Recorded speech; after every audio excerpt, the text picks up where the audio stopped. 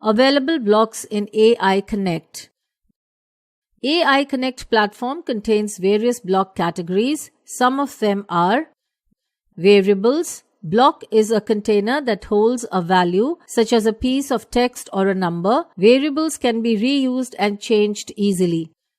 Input block is a container that takes a value, text or a number from the user. Turtles block is used to create graphics. The on-screen pen that you use for drawing is called the turtle. Motion block is used to control movement of the turtle. Control block is used to set the position of the turtle.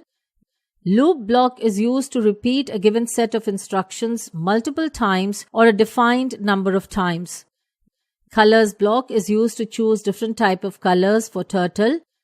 Functions block is used to avoid rewriting same logic or code again and again in a program. A function is a chunk of code that can be used over and over again rather than writing it multiple times.